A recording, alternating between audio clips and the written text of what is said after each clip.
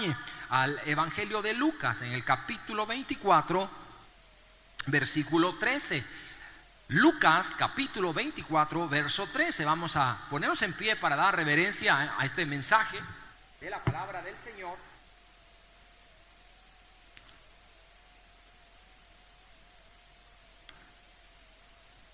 Evangelio de Lucas.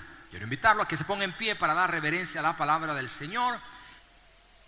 Dice la Escritura, tiene ahí como título en el versículo 13, el camino, que dice ahí, a Emaús. Y dice la Escritura, he aquí dos de ellos iban el mismo día a una aldea llamada Emaús, que está a 70 estadios de Jerusalén. E iban hablando entre sí de todas aquellas cosas que habían acontecido. Sucedió que mientras hablaban y discutían entre sí, Jesús mismo se acercó y caminaba con ellos. Mas los ojos de ellos estaban velados para que no le conociesen. Y les dijo, ¿qué pláticas son estas que tenéis entre vosotros mientras camináis? ¿Y por qué estáis tristes?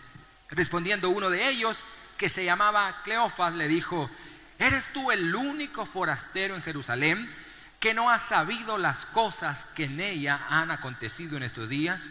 Entonces él les dijo, ¿qué cosas? Y ellos le dijeron, de Jesús Nazareno, que fue varón profeta, poderoso en obra y en palabra delante de Dios y de todo el pueblo, y de cómo le entregaron los principales sacerdotes y nuestros gobernantes a sentencia de muerte y le crucificaron.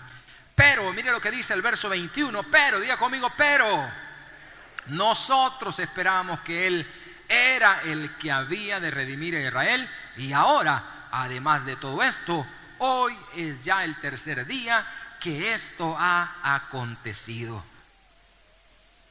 ¿Qué dice ahí? Además de todo esto, hoy ya es el tercer día de que esto ha acontecido. Padre, te doy gracias en esta mañana por esta palabra.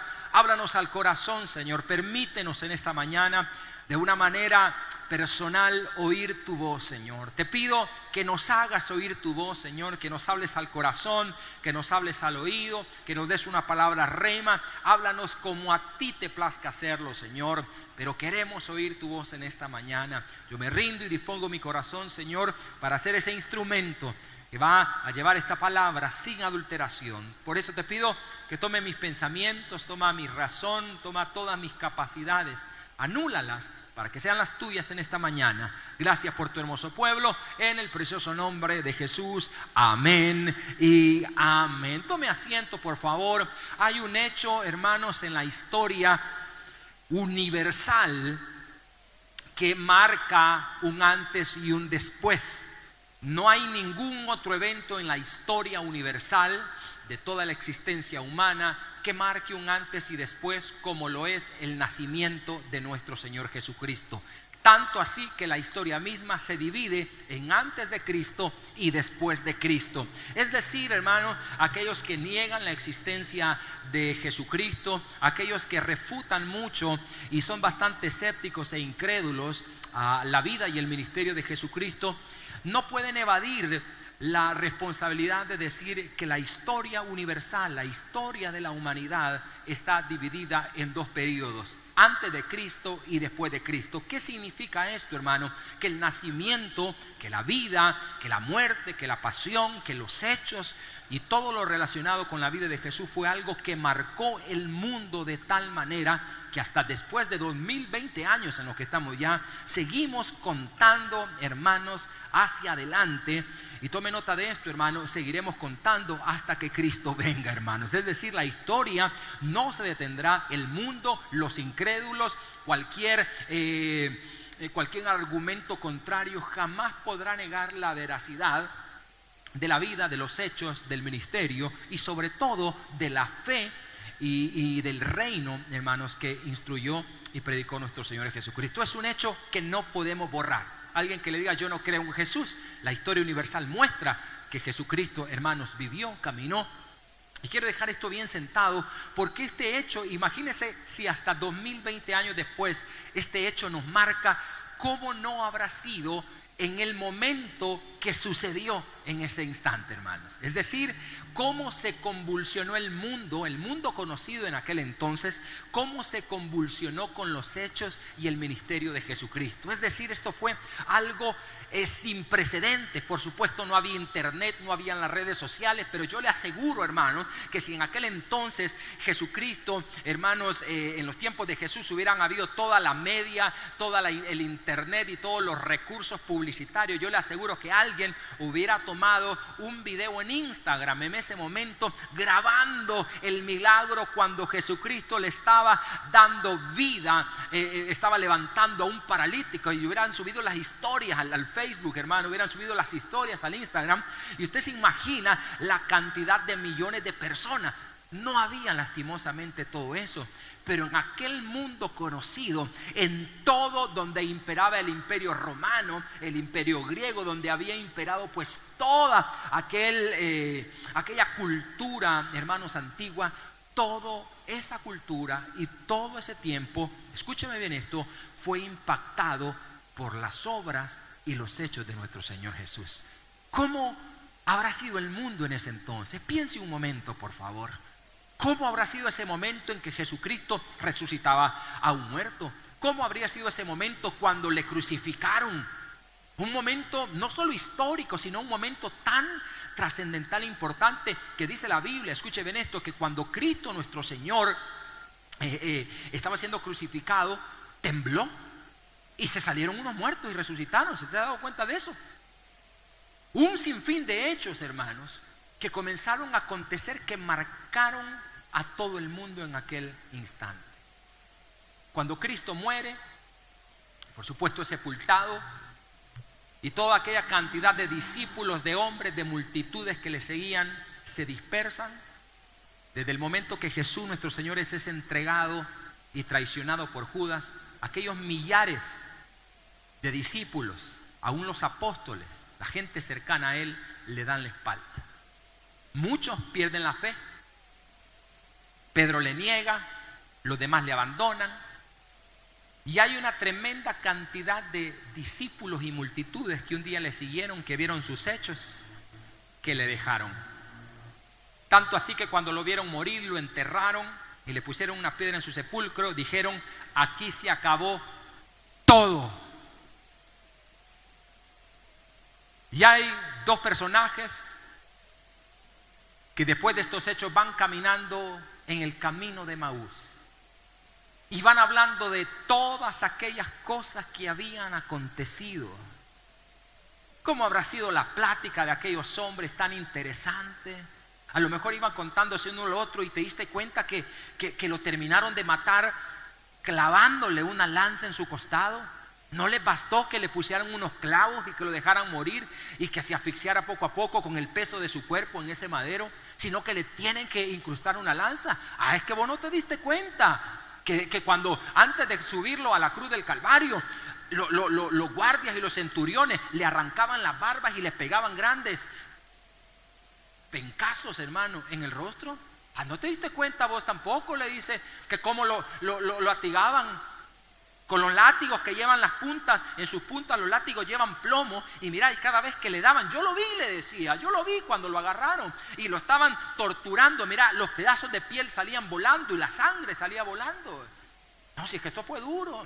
Pero ¿sabes qué? ¿Sabes lo que dijo este hombre? Que lo iban a matar, pero que él iba a resucitar. Pero ya viste que era mentira. Sí, es que mira, ha sido como los otros profetas que se han levantado todo este tiempo. ¿Te acordás que años atrás se levantó un fulano que decía que también era el enviado de Dios? Era mentira. Y también con Jesús fue lo mismo.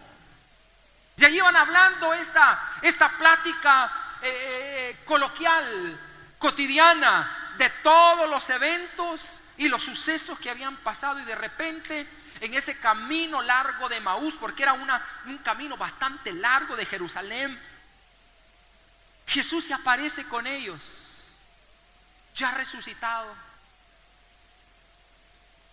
y se les aparece y dice que les vela los ojos para que no lo reconozcan. Y se pone a caminar con ellos, como que usted venga a la iglesia y en el camino se le pegue a alguien y mire, y usted cuénteme, es bonito aquí. Y Jesús les pega el camino y les dice, miren, ¿qué van hablando? Porque a lo mejor lo que estos hombres iban hablando, hermano, iban exaltados. Mostraban en su plática y en su conversación desesperanza, frustración. Y mira, yo que le seguí varias veces a este hombre. ¿Sabéis que yo dejé mi barca también? A lo mejor alguno de ellos era pescador. Yo dejé mi barca por andarlo siguiendo y mira, aquí estoy frustrado. Es como esos negocios donde uno se mete, donde te prometen tanto y a las horas de las horas no, te quedas sin nada. Y Jesús, cuénteme qué van hablando. Los hombres, me imagino, se le quedan viendo a Jesús. No sabían que era él, por supuesto, y le dicen, ¿eres acaso el único forastero que no sabe lo que ha acontecido? Hombre, no te puedo creer. De Jesús, hombre, el que se decía que era el Hijo de Dios. Aquel que levantó paralíticos, que dio vista al ciego, que le dijo Talita cumi a la niña, aquel hombre. Cuénteme un poquito. Yo me imagino que lo que comenzó a escuchar Jesús no fue tan alentador ni esperanzador. Y estos hombres, y aquí quiero entrar al mensaje, los hombres de Emaús son aquellos que creen que todo ha terminado ya. Los hombres de Emaús son aquellos que vienen y pierden la fe. Si algo nos dejó esta pandemia y esta situación en la que hemos pasado este año, es que nos dejó un camino de Emaús a muchos. ¿Por qué dice eso, pastor?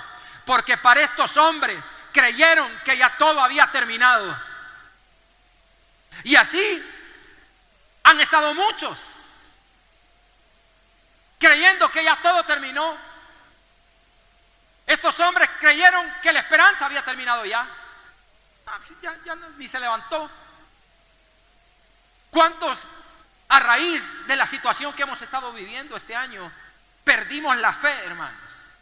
Como la gente de Emaús, como estos hombres de Emaús. Mira, yo que fui a servir a la iglesia, y yo que sembraba, que diezmaba, que servía, y ¿sabe qué? Fui el primero que botaron del trabajo.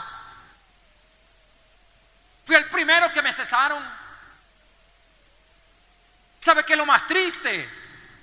Y yo lo he dicho muchas veces en los servicios.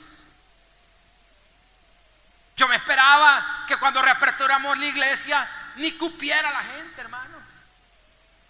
Por supuesto no le íbamos a tener así nada, pero me imaginaba que la gente, los hermanos, los servidores, los líderes iban a estar desesperados. Todo lo contrario. Les pasó a los de Emaús. Y los de Emaús son aquellos que creen que todo ha terminado y vienen a perder la fe. ¿Ya para qué? Porque muchos pastores nos hemos llevado la tremenda sorpresa de que ahora las iglesias, hermano, lo que ha quedado son el remanente fiel. ¿Me está oyendo esto? Y los demás, pastor, son aquellos que únicamente buscaban a Dios por conveniencia. Son aquellos que únicamente seguían a Dios porque le daba algo. Las multitudes comenzaron a seguirlos porque el Señor les daba de comer. Si era lindo andar con Jesús. Ay, si quien andaba con Jesús no le hacía falta nada, hermano. Señor, no tenemos cómo pagar impuestos. Andate al mar, tira el anzuelo, vas a sacar un pez, sacarle allá adentro, vas a encontrar una perla, pagar los impuestos de todos los años. ¿Cree que le faltaba algo? No sé si con Jesús andaban bien comidos, invitaban a Jesús a una boda, ahí iban los 12 guardaespaldas. Y por eso es que se acabó el vino en la boda de Caná, hermano, porque llegaron con todo. A los suyos vino, digo, y le dieron de verdad con todo. Entonces, andar con Jesús era lindo, pero cuando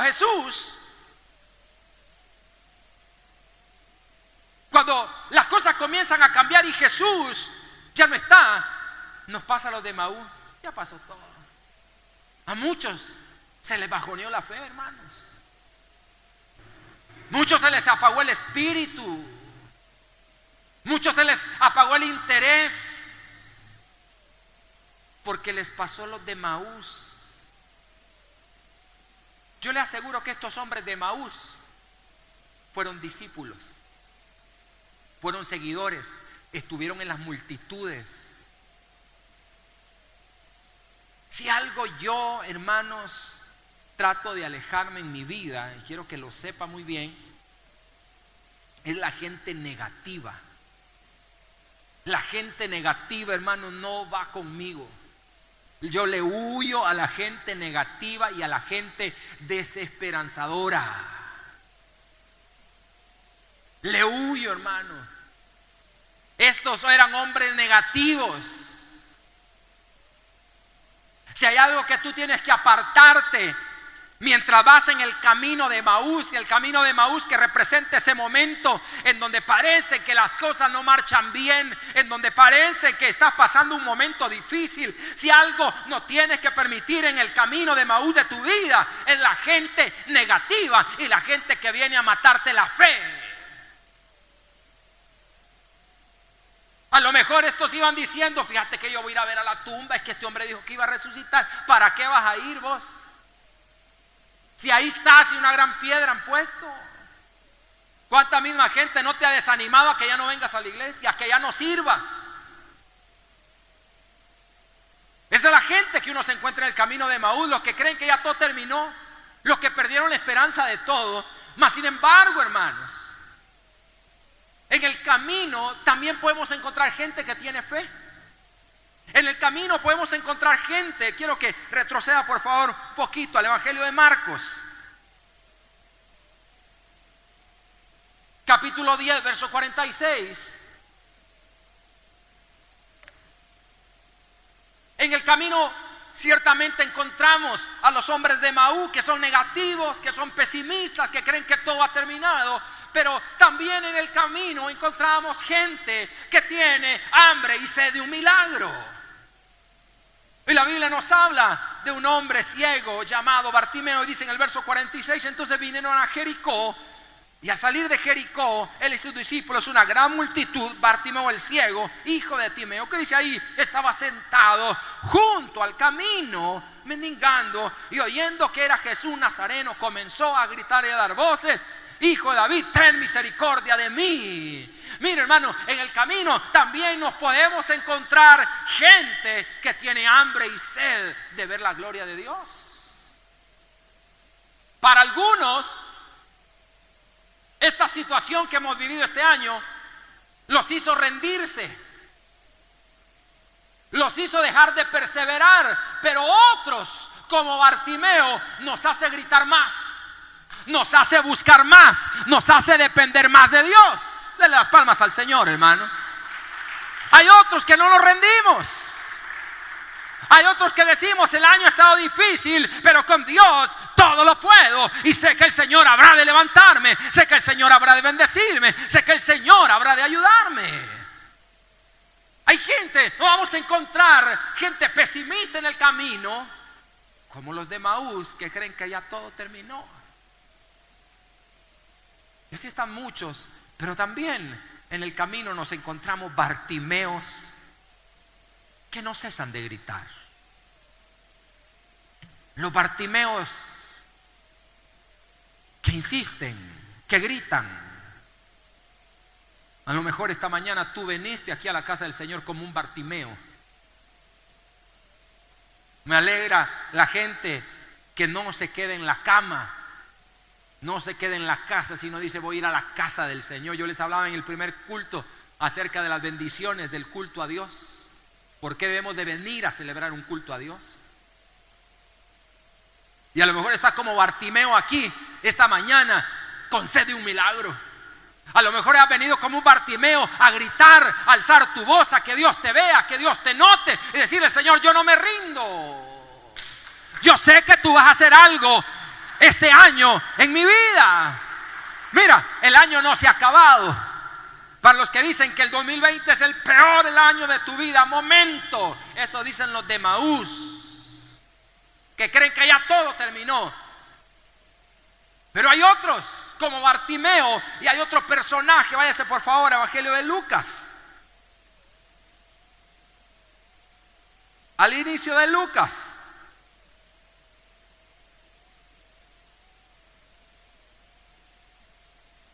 Y dice Evangelio de Lucas, capítulo 2, versículo 25, nos encontramos hombres también en el camino.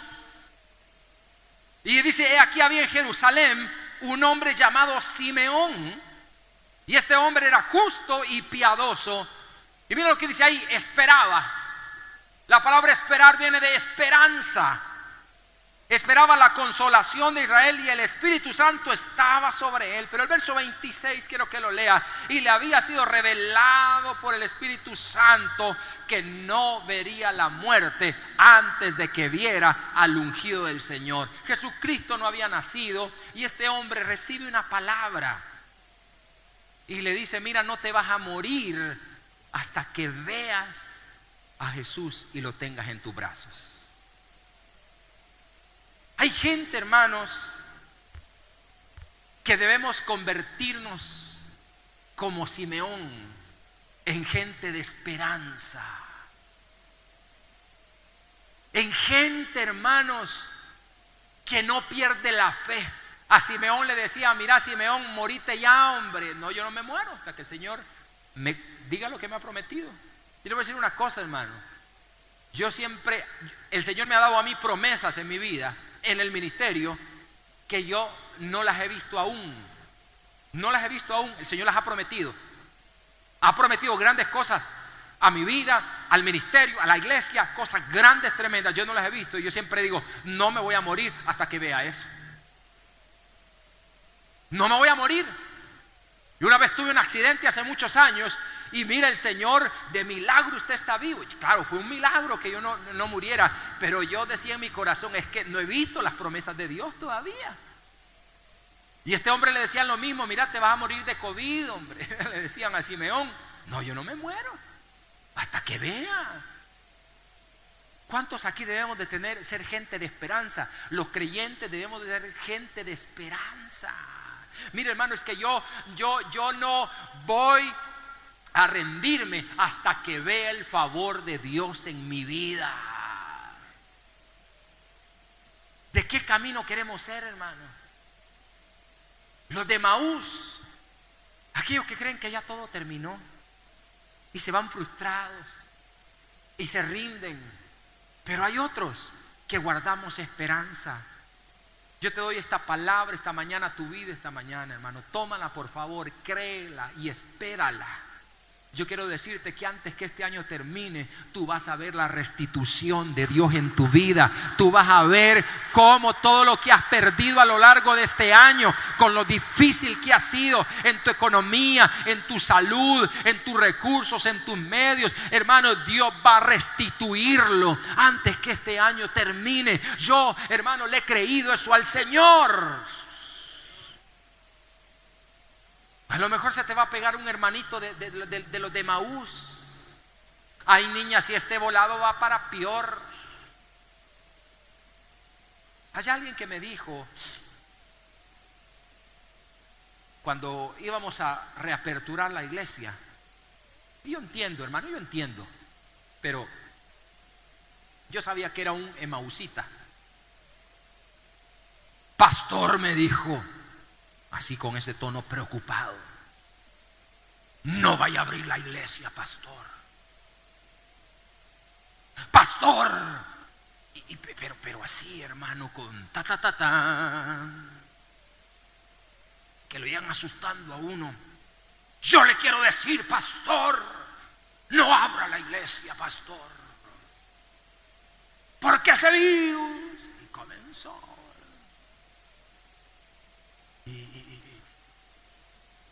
Y yo la acababa de ver, esta persona, en las redes sociales, ahí en una playa, que me estaba diciendo que no abriera. Yo le estaba viendo en las redes sociales unos días antes, que estaba en la playa, allá, hermano, al aire libre, y con un montón de gente. Y yo dije: esta es una emausita, dije yo. Cuidado, pastor, no nos vayamos a meter en problemas. Y yo le dije a esta hermana: mira, hermana, gracias por su por su preocupación. Pero si la gente ya anda allá afuera, le dije yo, y si las autoridades ya nos dieron el permiso de hacerlo, entonces lo vamos a hacer. Pero pastor, ¿sabe qué, hermana? No venga. No venga si usted no quiere venir. No venga. Pero no le mate la fe a otros.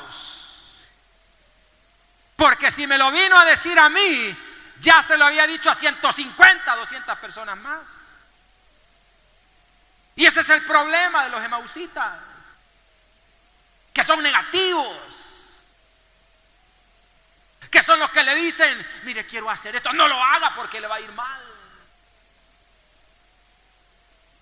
No se meta al negocio. Hablaba con unos hermanitos al terminar este servicio primero, rapidito los atendí en la oficina. Pastor, queremos que ore por favor, porque vamos a iniciar nuestro propio negocio, vamos a emprender en esto. Y mire, pastor, queremos que nos ayude a orar y nos dé una palabra para arrancar, porque viera que nos han venido diciendo. Es que los emausitas no se callan, hermanos. Pues yo no sé qué les han dicho, pero yo les voy a decir lo que dice la palabra del Señor. Cuando pases por las aguas, estas no te van a ahogar, y cuando pases por el fuego, la llama no va a arder en ti. Hermanos, adelante, arranquen, denle. Es que necesitamos Simeones, hermano, necesitamos Bartimeos. Y por tiempo no busque, pero la Biblia nos habla de una mujer con un flujo de sangre también en el camino, hermano, que por 12 años había gastado tanto, había estado enferma, y a lo mejor ya había gastado de todo, dice, y como los de Emaús creía que ya era todo. Pero le dicen, ahí va a llegar Jesús, ahí va a estar Jesús en la iglesia, anda al culto, véngase al culto conmigo. Hermano, amigo, venga, se lo invito al culto. Ay, es que me puedo contagiar. No, hombre, dígale. Véngase al culto. Ahí va a estar el Señor, en la casa del Señor. Ahí vamos a cerrar un culto. Dios se mueve, Dios habla. Hasta que esta mujer accedió. Y cuando vio que Jesús llegó y la multitud le apretaba, ahí no había distanciamiento social, hermano. Y aquella mujer se lanza y toca el borde del manto de Jesús. ¿Qué le había dicho aún los propios discípulos a la mujer? No te acerques al maestro. ¿Usted cree que no le habían dicho? ¿Quién me tocó? Dijo Jesús. Ay, Señor, pregunta quién te tocó, y tanta gente estamos tratando de evitar, pero el cordón policial aquí ya no aguanta. Así estaba. Quien quiera ver milagros, quien quiera alcanzar la gloria de Dios, escucha bien esto, va a tener que volver a creer. Y el mensaje de este tiempo para la iglesia es que la iglesia vuelva a las sendas antiguas. Que volvamos, hermano. Yo hace un año exactamente, y el tiempo se me va, hace un año estaba preparando el estudio del mover del nacimiento pentecostal en el mundo. Y el avivamiento pentecostal, o el mover pentecostal del Espíritu Santo, la manifestación de los dones, las manifestaciones diferentes del Espíritu Santo, tuvo diversos orígenes.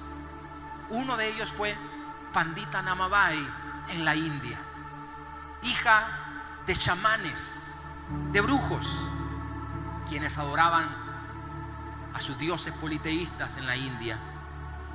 Pandita Namabai se convierte a Cristo y ella decide salir de ese lugar, levanta un internado y comienza a predicar.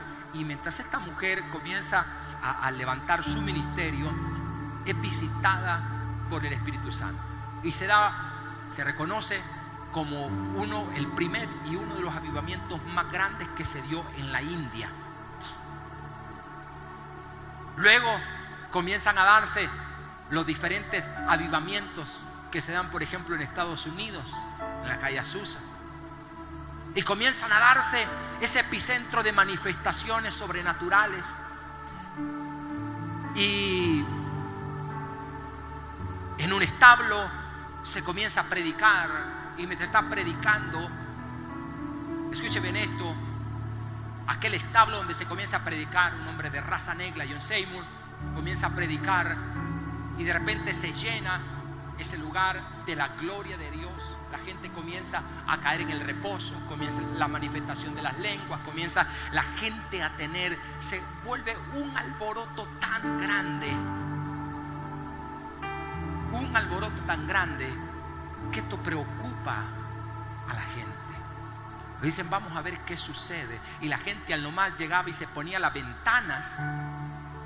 La gente era tocada por el Espíritu Santo. Desde ese momento, el nacimiento del pentecostalismo y las diferentes manifestaciones, se comienza un estilo de vida en el creyente. ¿Qué tipo de estilo de vida, pastor? En el que el creyente, hermano, genera un estilo de vida de dependencia total en su comunión con Dios. Muchos no tenían trabajo, gente humilde, gente pobre, no tenían trabajo, pero tenían fe e iban a imponer manos sobre cántaros para que el Señor les proveyera de sus alimentos. Y milagrosamente esta gente comía a través de milagros. No tenían para pagar sus alquileres, no tenían para pagar sus compromisos, pero oraban y decían el Señor va a proveer. Y alguien de una manera milagrosa llegaba a tocar su puerta. Mire, aquí vengo, el Señor ha puesto que les dé esta siembra. Y esta gente comenzó a vivir. Y este es el estilo de vida que usted y yo tenemos que aprender a vivir, en una dependencia total del Señor. Los creyentes que dependemos de la gracia de Dios, creyentes que vemos milagros todos los días en las pequeñas cosas cotidianas, que vemos el respaldo de Dios. Esta gente oraba y Dios hacía milagros. Tenemos que volver a las sendas antiguas, donde nuestra fe no radica, o nuestro bienestar no radica en cómo esté la economía de este país, hermano, o cómo esté la economía del mundo, o que si Trump gana o pierde. Yo les decía a mi familia en Estados Unidos, no importa quién gane, dejemos de poner la vista en el hombre. Dejemos de poner la vista en el hombre. Dependamos de Dios. Dependamos de sus misericordias. Pero para esto necesitamos, miren, necesitamos el error. Quiero terminar porque el tiempo se me fue ya. El error de estos hombres es que olvidaron la cruz y las promesas. Cuando tú olvidas la cruz y las promesas, el camino de Emaús se convierte en un camino de incredulidad y de desánimo espiritual. ¿Hacia dónde tengo que ver de ahora en adelante? Vuelve a ver a la cruz. La cruz representa las sendas antiguas, pero también vuelve a ver y a escuchar las palabras y las promesas que Jesús te ha dado en su palabra. ¿Por qué yo necesito? Porque si yo pongo mis ojos en esto, hermano, si yo pongo mis ojos en la cruz, el sacrificio del Señor, su salvación, su misericordia, su amor, y pongo mis ojos en su palabra, no hay nadie ni nada que me va a hacer frente. Venga lo que venga. Perdóneme si ve esta Biblia, van a decir que el pastor no tiene otra Biblia, pero es mi Biblia guerrera, hermana. Si a alguno se la doy y la abre, cae en reposo, habla en lenguas, pero esta es mi Biblia guerrera. Oiga esto, nos volvemos a la palabra. Es que la economía está mal, pero es que yo no dependo de la economía. Aquí dice que aún los pajaritos, nos dice el Señor, que ni se deben de preocupar.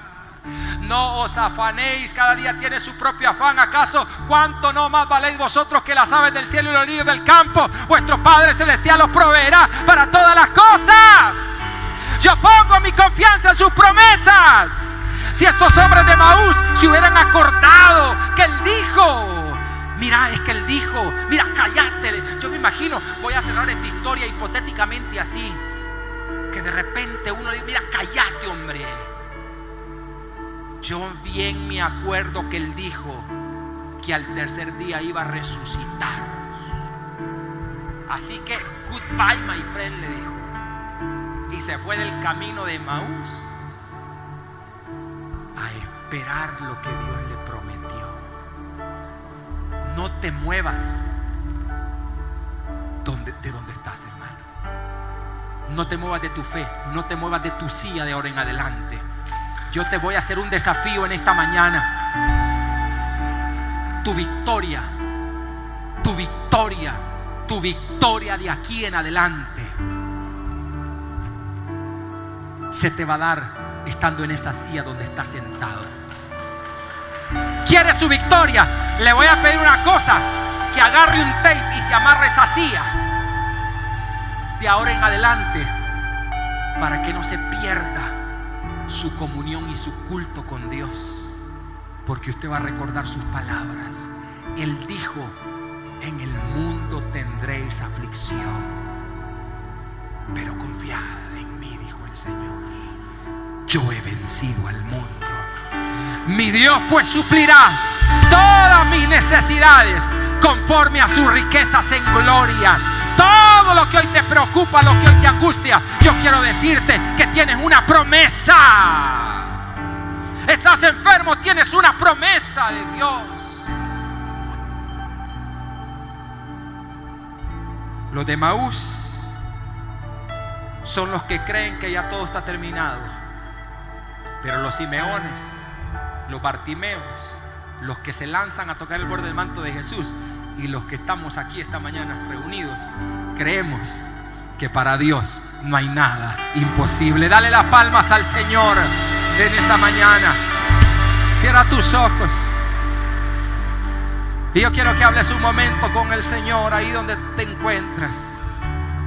Salte del Emaús, salte del camino del Emaús. Aquellos que creen que ya no hay esperanza, aquellos que creen que ya no hay cambios, aquellos que creen que dicen ¿para qué voy a orar más? Ya no, es imposible. Yo quiero decirte, todo es posible, todo es posible, todo es posible, todo es posible, todo es posible. Aquel que cree, todo es posible, todo es posible. Si crees, verás la gloria de Dios. Si crees, vas a ver la gloria de Dios. Todo es posible, todo es posible. Atrévete a creer, atrévete a creer. Todo es posible. Yo creo, yo creo, yo creo. Yo creo y lo espero. Yo creo y lo espero. Yo veré la gloria de Dios. Yo veré la restitución de Dios en mi vida. Yo voy a ver, antes que este año termine, veré la fidelidad de Dios como nunca antes. Mi confianza está puesta en aquel que lo prometió. Vuelvo a la cruz. Creyentes de avivamiento, Dios proveerá. ¿Cómo? Déjale el cómo al Señor. Déjale el cómo al Señor. No te preguntes cómo. Déjale ese cómo al Señor. Él hará. Él hará. Los creyentes imponían manos sobre los tambos de gas porque se había acabado el gas. Y decían: Señor, provee gas para aquel alimento. Y aquellas estufas encendían. Porque cuando hay fe, hay milagros. Habla con el Señor antes de terminar.